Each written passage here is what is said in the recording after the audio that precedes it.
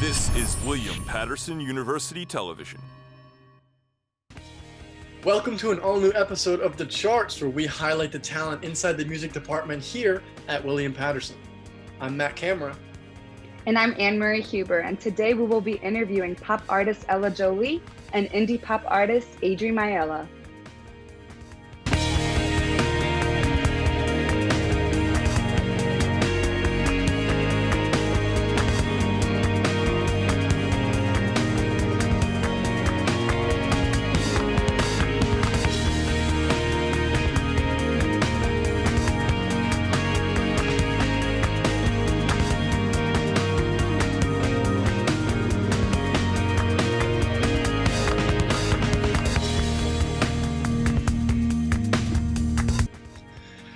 All right, welcome to the show, ladies. How's it going? How you doing tonight?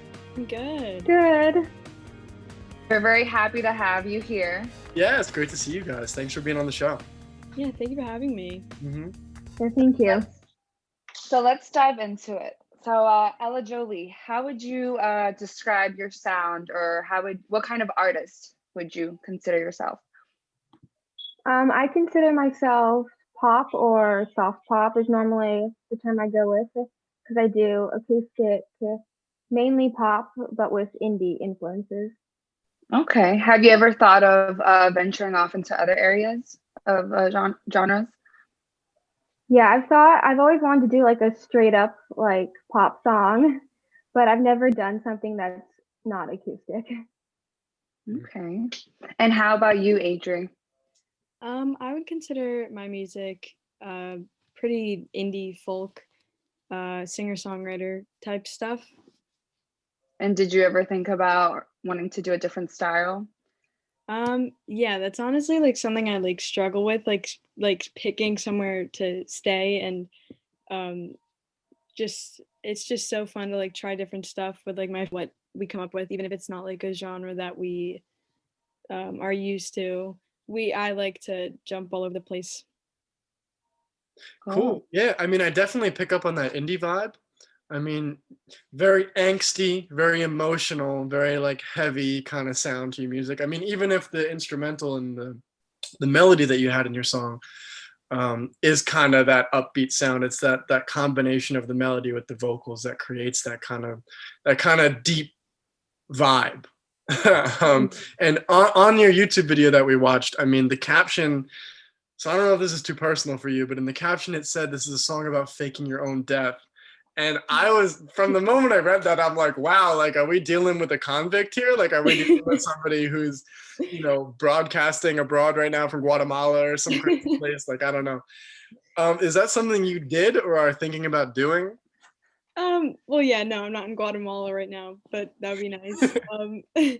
I think it's like, especially right now with everything going on, literally maybe like everything that could have possibly gone wrong this year went wrong. So like during these times, I feel it's important to express myself as much as possible. So like being able to escape times like these and go, live on a private island and no one bother me is definitely something that I've fantasized about quite a bit. So yeah, that's something I'm transparent with in a lot of the music that I write, just like wanting to escape and just be on my own and stuff. Yeah. Cool. Yeah, I can definitely relate too. Sometimes the fantasy world is a lot better. But so what made you want to write this song? So this song is about I pull some parallels from some friendships and relationships that I've had in the past, and I connected them with my favorite book, The Giver, which is basically about this boy who lives in this dystopian, like post-apocalypse universe, which honestly doesn't feel too far away from what's going on right now.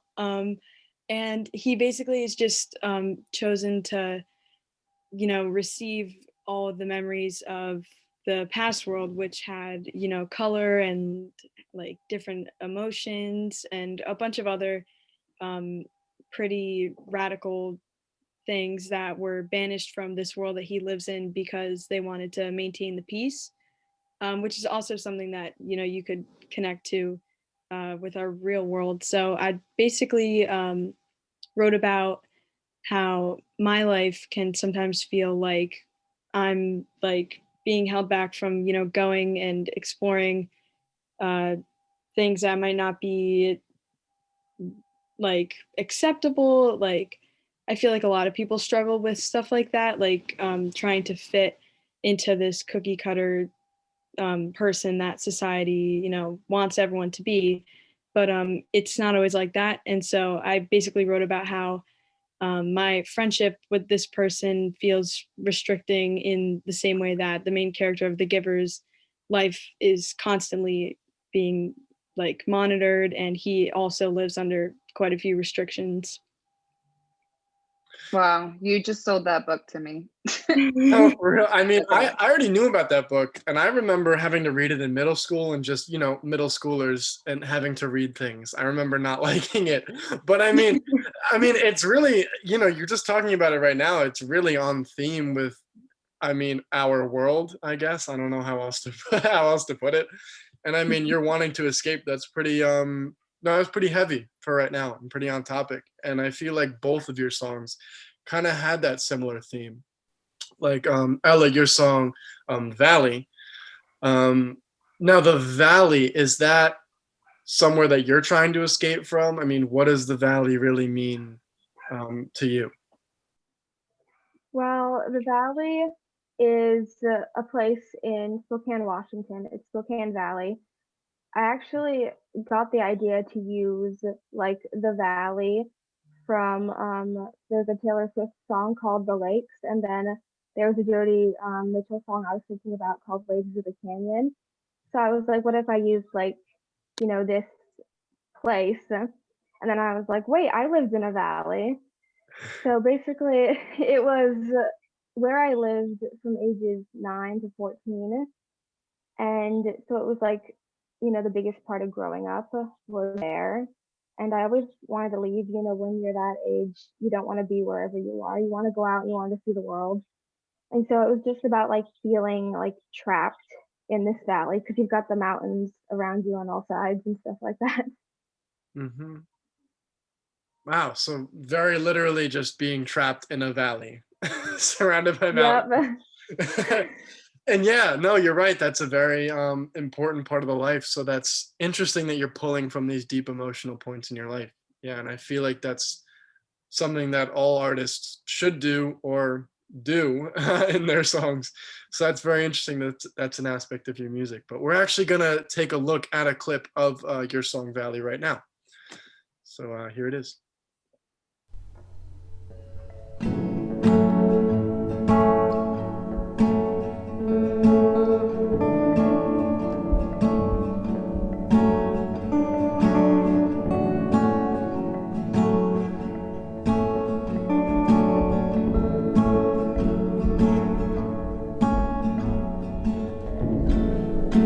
Little daisy poking out of the grass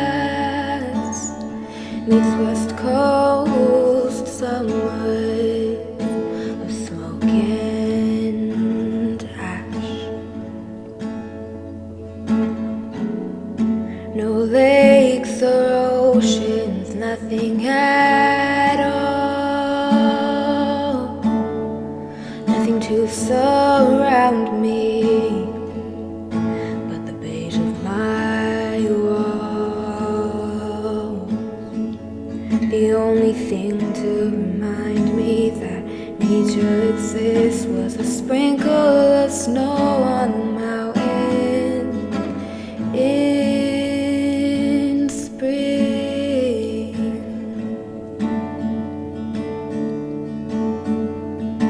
I knew there was more, but it was hard to believe it when the closest exit was simply ceasing to exist.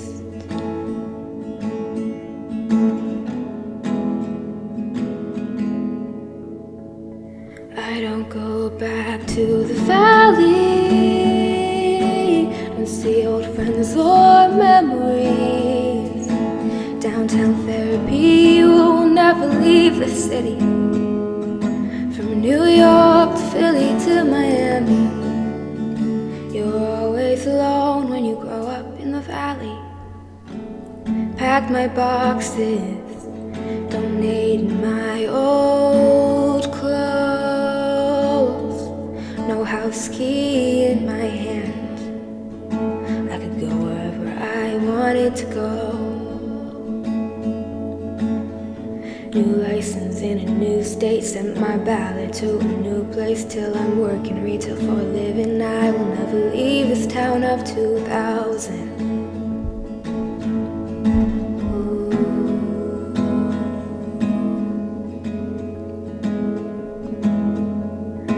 I don't go back to the valley or see red dirt and canyons cracking under my pink cowgirl boots. Southern accent when I'd say bathing suit. You're always alone when you grow up in the valley.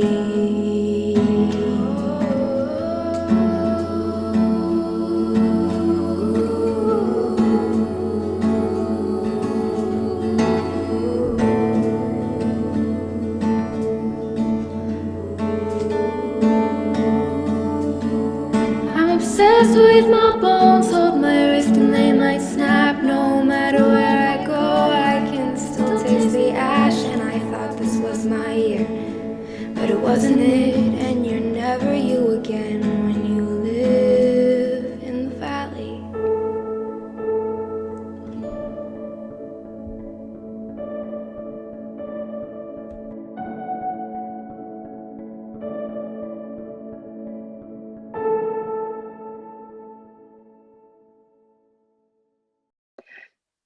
So Ella, one of the lyrics that stood out to me, and you repeated it a few times in the song, is "You're always alone when you grow up in the valley, and you're never you again when you live in the valley."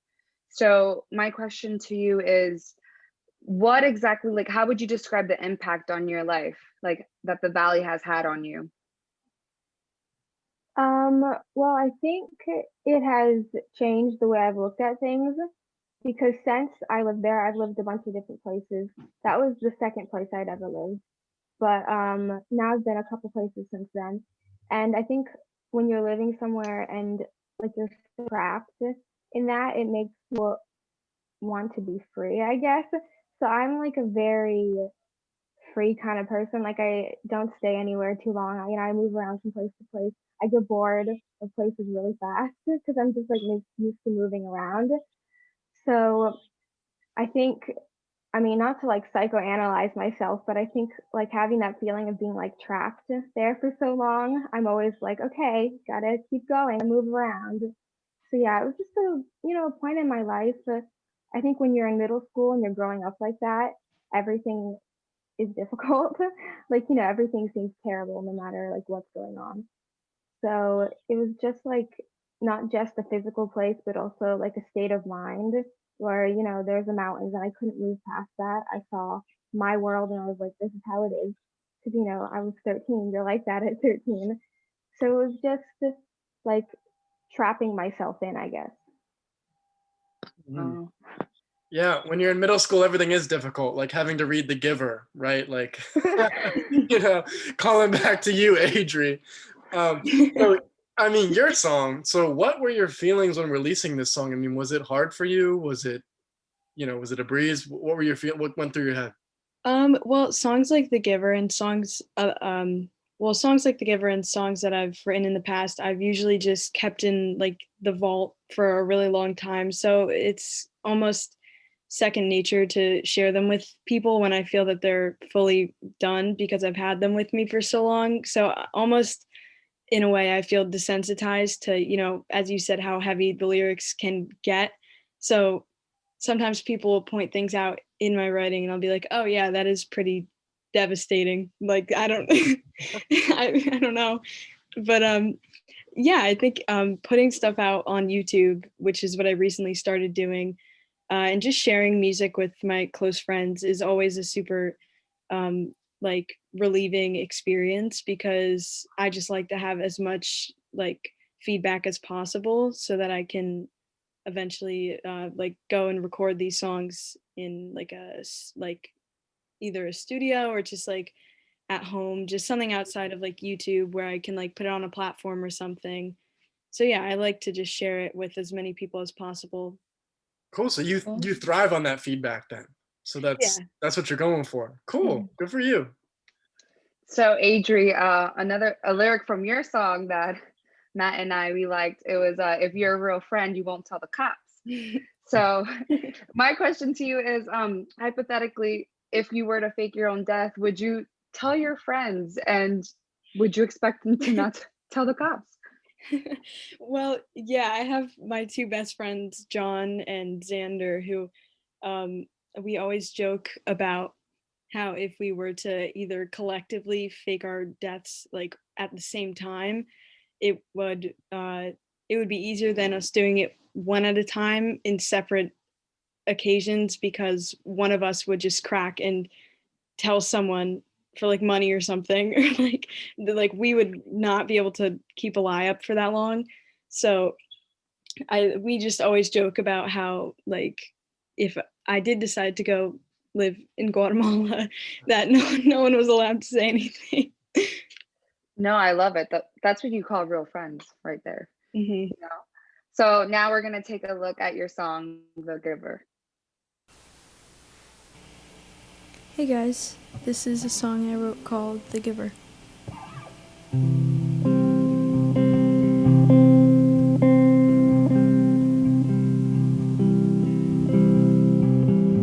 I'm leaving everyone voicemail saying I'm gonna go missing and not to freak out when they turn on the news.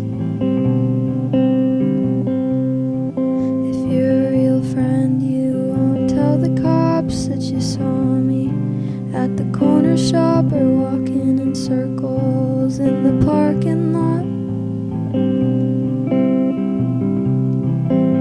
I'm kidding, I'm not going anywhere. Consider this a cross between a prank call and a social experiment. You didn't want to sleep with your back to the door, and you never really know what you're sorry for. And I know you'd rather be elsewhere when you're with me.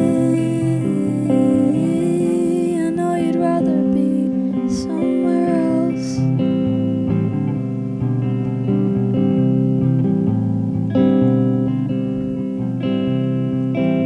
I'm taking the day off to wait for the water tower to collapse. It's tilting to the left. I spent way too much time on Facebook yesterday. I wouldn't pay for anything with the feeling you gave me. You didn't want to sleep with your back to the door, and you never really know what you're sorry for. And I know you'd rather be elsewhere when you're with me. I know you'd rather be somewhere else.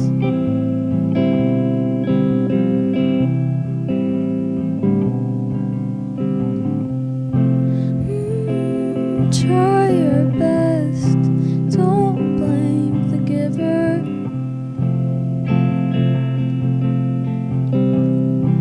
Don't blame the giver.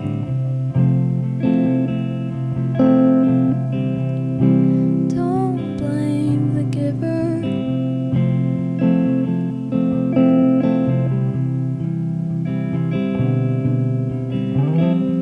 You didn't want to sleep with your back to the door, and you never really know who you're sorry for. I know you'd rather be elsewhere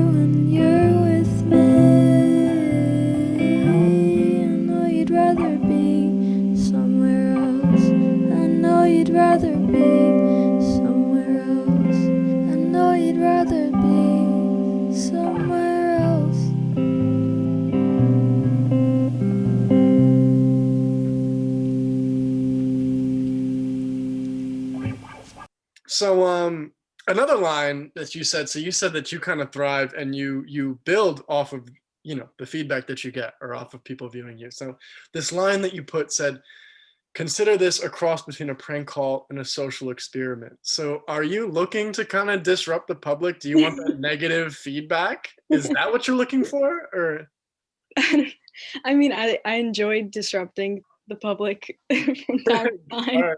I mean, who doesn't, honestly? But I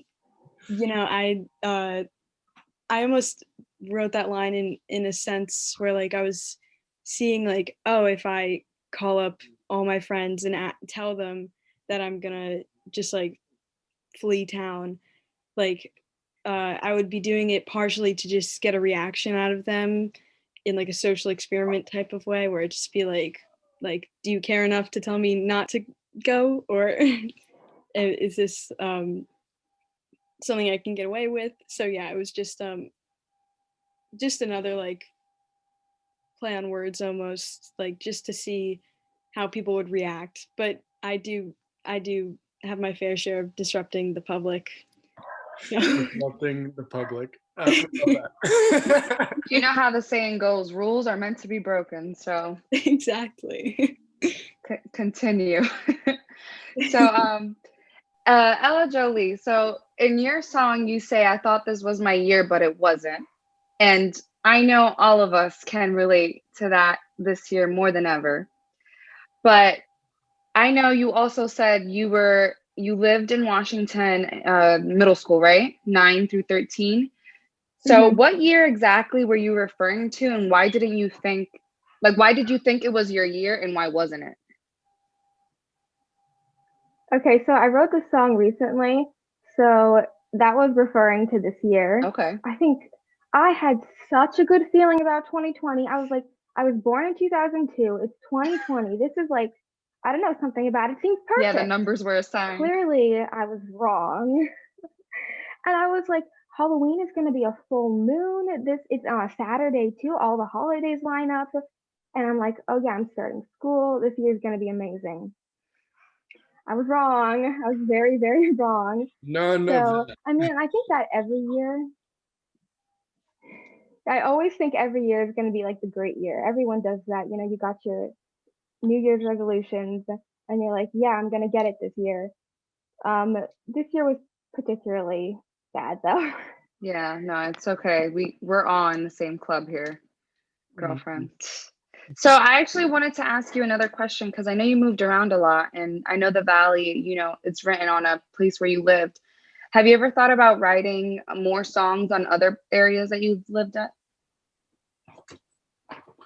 Yeah, so, well, for example, in the song, I do have the second chorus is referencing actually Oklahoma, where I was born.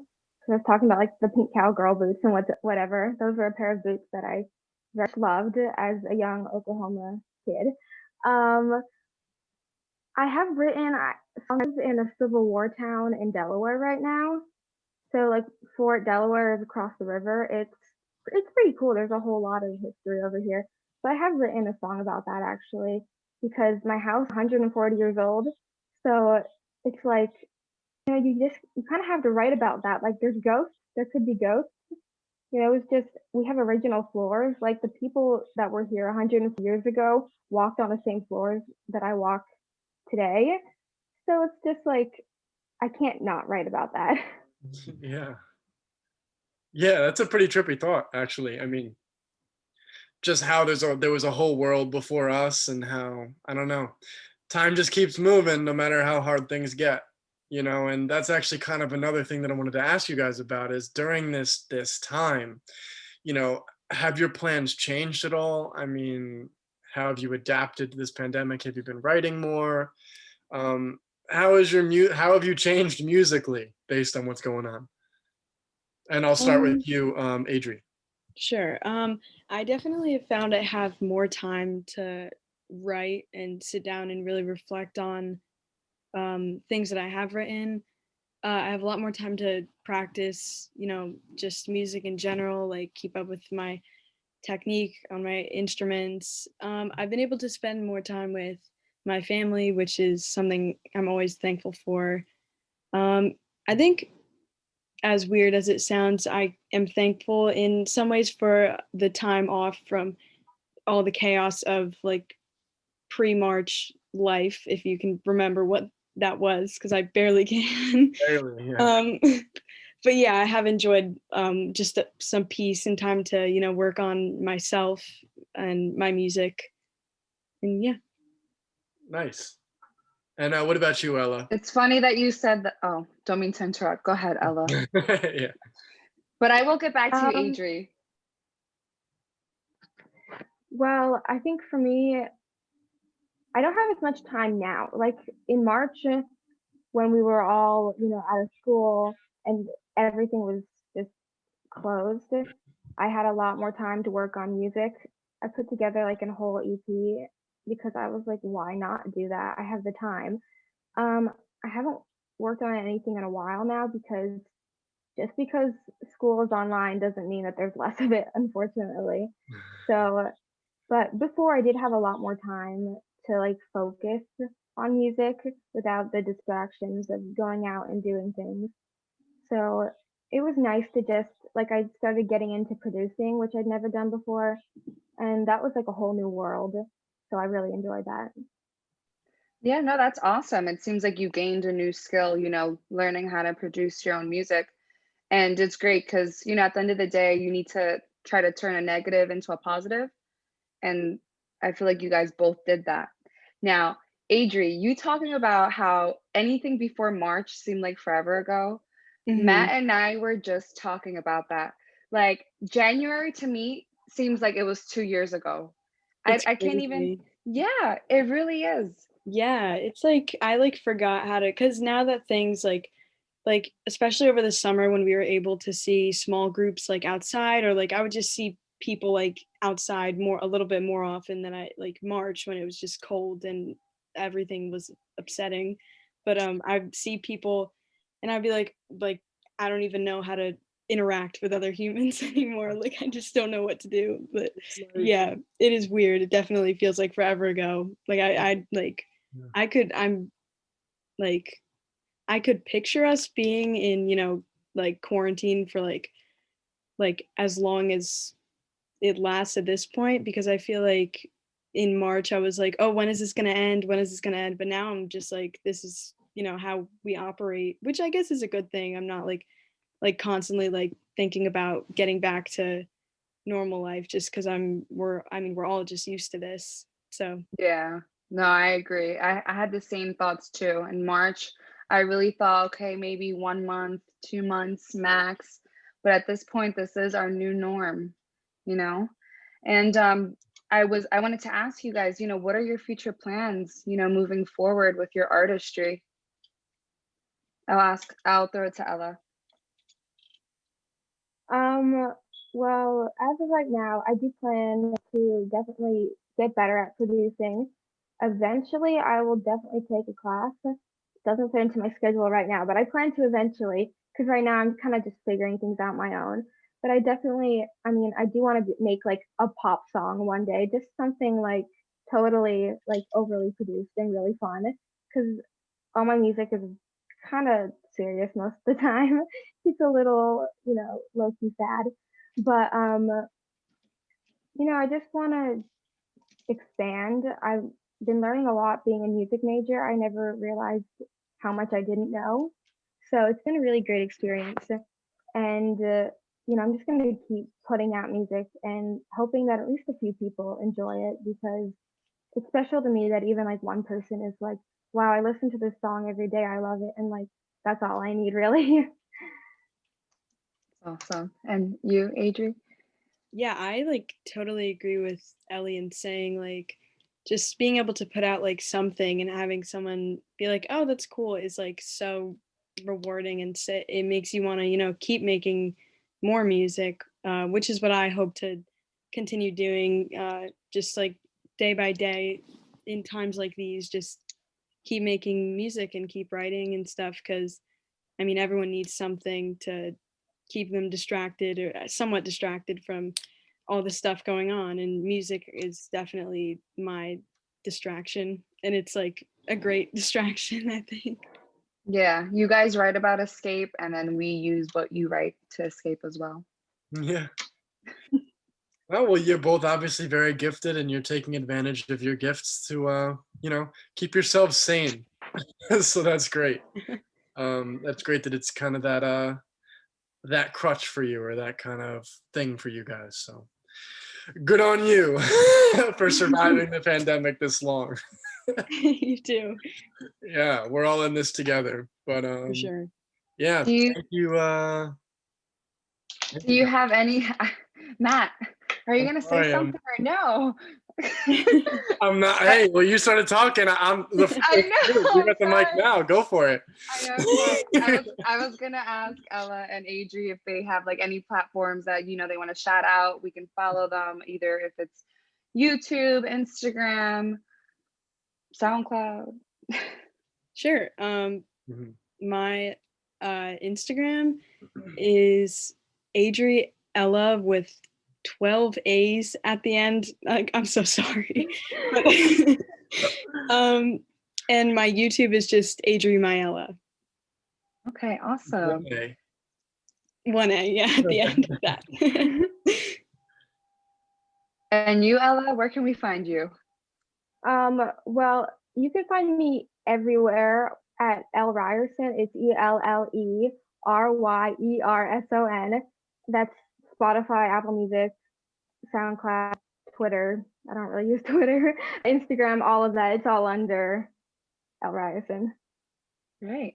Awesome. Well, that's all the questions we have for you, and we thank you for coming onto the show and telling us about your music. Yeah, it was so great getting to talk to you too. So thanks for being here. Yeah, this was so Thank fun. you. And good luck on your artistry. Yeah. Good luck on learning how to produce. Thank you. I look forward to your poppy song. Maybe I'll use it to work out.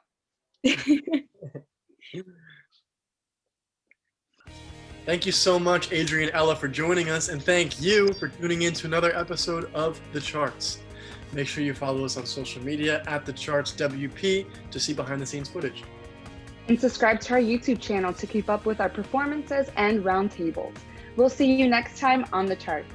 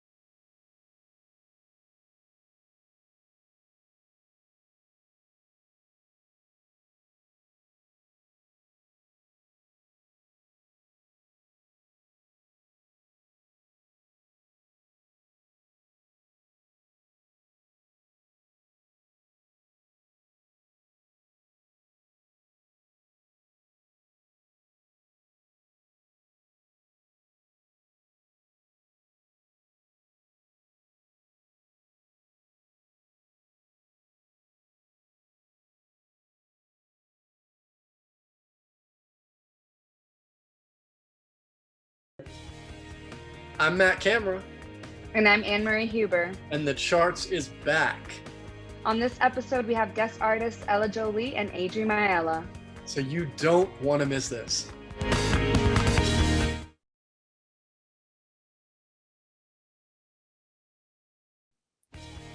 Hi, I'm Adri Maiella. I'm an indie folk artist from Mauville, New Jersey, and I'll be premiering on the season premiere of The Charts. Subscribe and be on the lookout. Hi, I'm Elle. I'm a pop artist from Delaware. I'll be on the season premiere of The Charts, so subscribe and be on the lookout.